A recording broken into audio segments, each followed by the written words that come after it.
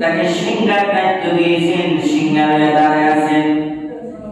এই সিংহার ছিদ্র হলো 18,000।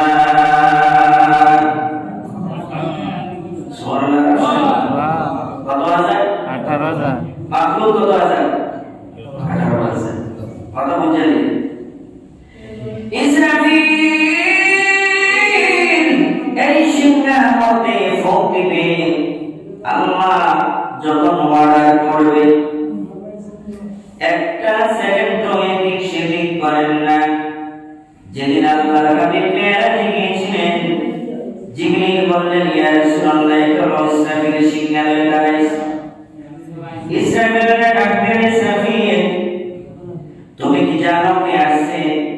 আপনার নবী, আমার নবী, আখির জামানার নবী, পয়গম্বর রাহমাতাল লিল আলামিন, সরকার আলম, সরকার কায়নাত, ইমাম মুরসালিন, সাইয়্যিদুল মুরসালিন, রহমতের নবী, বরকতের নবী, হায়াতুন নবী, জিন্দা নবী। এই ইসরাফিল তুমি নবীকে স্বাগতম জানাও।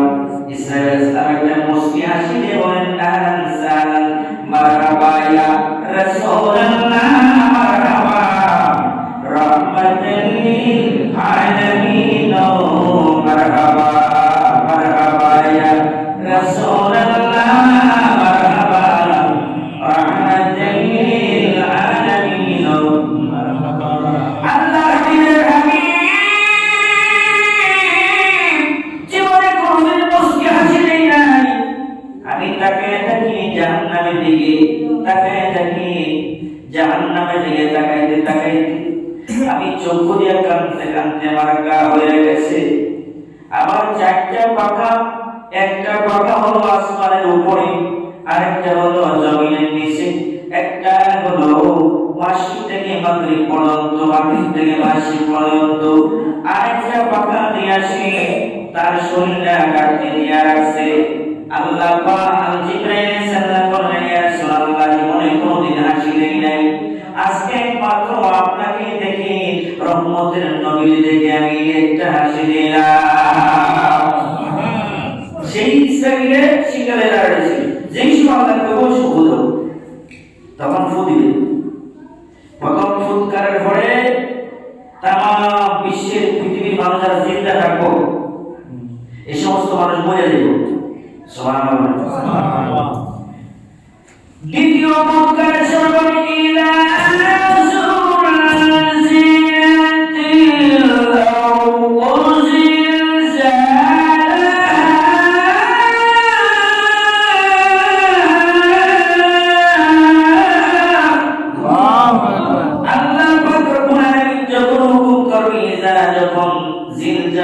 ভূমিকম্প শুরু হয়ে যাবে।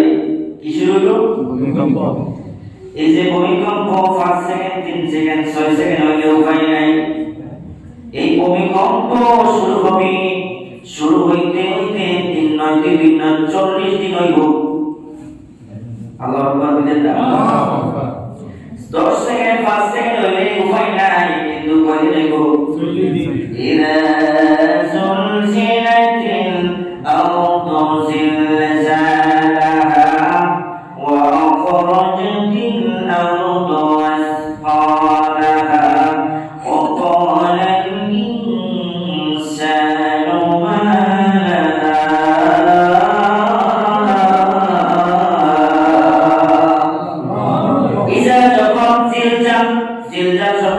ভূমিকম্প।